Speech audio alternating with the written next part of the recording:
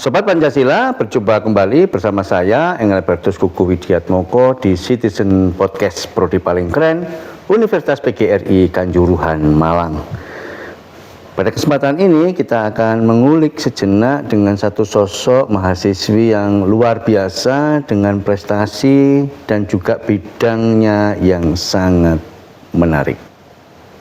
Teman-teman, narasumber kita adalah seorang mahasiswi, sapaannya Fiona. Gimana kabarnya Fiona? Alhamdulillah baik Pak. Sehat ya? Sehat. Oke. Fiona ini memiliki prestasi khususnya di bidang bela diri, tapi dalam aspek seninya. Teman-teman, sebelum berlanjut dalam perbincangan ini, saya mengingatkan untuk like, comment, subscribe, dan share. Fiona, saya mendengar bahwa baru saja Fiona mengikuti satu pertandingan. Iya, benar. Dan mendapatkan prestasi yang amat sangat baik. Bisa diceritakan pertandingannya? Iya, kemarin saya baru saja mengikuti kejuaraan provinsi PSHT Cup 1 di Korkenaro dan saya mendapatkan juara 2. Mendapatkan juara 2. Iya. Dari berapa peserta kalau di bidang itu? Kalau keseluruhan yang mengikuti 760-an. Terus kalau dipecah lagi cowok ceweknya? Untuk cowok cewek mungkin 50-50 ya, separuh-separuh. 50-50, ya. Kalau dari total jumlah peserta itu untuk yang cewek, hitung-hitungannya Fiona menyisihkan berapa ini? Sekitar 20-an ya. Sekitar 20-an. Iya. Oke. Kalau bicara tentang PSHT teman-teman, ini kan satu bela diri tapi lebih cenderung ke cowok ya. Iya. Apa yang membuat Fiona tertarik masuk di PSHT dan menekuninya sampai berprestasi? Sebenarnya tadinya iseng-iseng ya, ikut kakak. Soalnya kakak itu pernah juara dan mendapatkan medali. Akhirnya saya kepengen gimana sih biar dapat prestasi. Akhirnya saya ikut di bela diri ini. Terus mencoba untuk pertandingan pertama mendapatkan prestasi, terus mendapatkan beasiswa.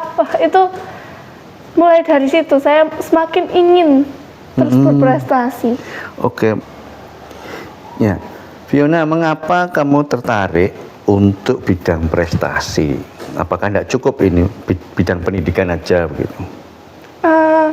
Menurut saya bidang pendidikan saja sudah cukup.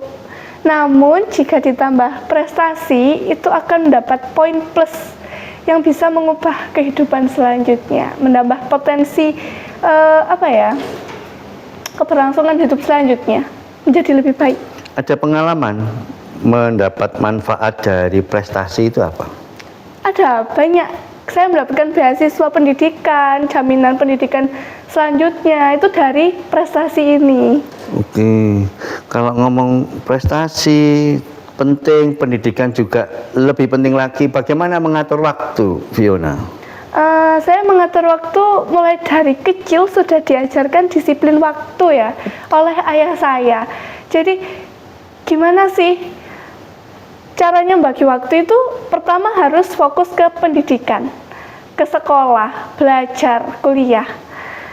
Itu yang pertama. Ketika saya di pendidikan sudah bagus, sudah oke, nilai saya sudah bagus, baru saya yang kedua. Kedua ini apa? Minat bakat saya.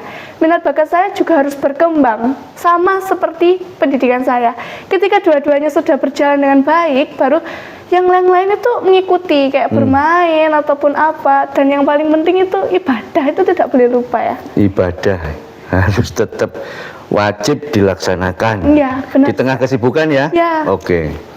Fiona, kalau boleh tahu ini, Fiona punya wawasan tentang prestasi itu penting, pendidikan juga tidak kalah penting, dan prestasi bisa membantu menjadi kehidupan yang lebih baik.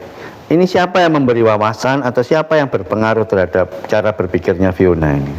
Yang memberi wawasan saya pertama kali jelas kedua orang tua saya dari kecil, terutama ayah dan ibu saya. Yang terutama ayah sih ya, ayah saya seorang yang tegas. Jadi kalau saya harus begini ya mengikuti perintah ayah saya. Saya harus berada di lingkungan yang seperti ini, berpendidikan yang seperti ini. Jadi potensi saya itu tergali dari sejak kecil gitu ya, terdukung dari diatur, orang tua. Iya. Selain itu juga dari pelatih. Oh, saya, pelatih ya? ya sangat mendukung sekali. Saya punya minat bakat apa, difasilitasi oleh pelatih saya. Selagi itu baik untuk saya. Oke, Fiona, banyak pertandingan lah, event-event Iya. Fiona ikuti. Pernah enggak sampai pada titik, aduh kok aku nggak mencapai, kok nggak menang lah bahasanya. Sempat down apa enggak gitu? Pernah, sering. Ya, Terus apa yang sering dilakukan sih. untuk membangkitkan itu? Kalau saya sedang down, saya berada di titik fase itu dulu. Saya menghabiskan waktu untuk bersedih dulu. Kayak ketika saya sedih, ya sudah saya luapkan emosi saya dulu, kesedihan saya dulu. Ketika sudah terluapkan, baru di situ saya harus berpikir bangkit. Kalau tidak bangkit terus seperti itu, bagaimana untuk berkembang selanjutnya? Sedangkan di luar sana musuh saya terus berlatih untuk yang lebih baik. Jadi kan tidak mungkin saya terus bersedih kan ya. Fiona, tentu sudah banyak kali event pertandingan diikuti sebelum kemarin Prof. Ada enggak prestasi sebelumnya yang membuat kamu keren lah bahasanya? Ada. Oke. Waktu itu saya pernah juara 3 kejuaraan dunia. Juara 3 kejuaraan dunia. Iya, Di benar. mana itu? Di Jakarta. Padepokan Pencaksilat TMII. Ngeri teman-teman. Juara 3 dunia ini. Lalu dalam puncak prestasi itu, bagaimana kamu mengelola agar, ya maksud saya, agar tidak sombong itu bagaimana sih? Kadang yang juga sombong karena sudah merasa tingkat dunia. Yang pertama tidak puas dengan hasil itu ya. Karena ketika kita puas, kita berbesar kepala, berbesar hati, pasti malah down, malah semakin memburuk ke depannya. Oke. Karena terlalu menyepelekan. Oh, terlalu menyepelekan. Iya. Teman-teman, ini kesempatan baik untuk berbagi. Ada pesan-pesan Fiona untuk mahasiswa secara umum, untuk mahasiswa Unikama dan untuk mahasiswa prodi PPKN. Silakan. Untuk mahasiswa Unikama secara umum jangan hanya puas di pendidikan, terus mencari prestasi di bidang non akademik agar bisa lebih membanggakan kampus dan prodi masing-masing.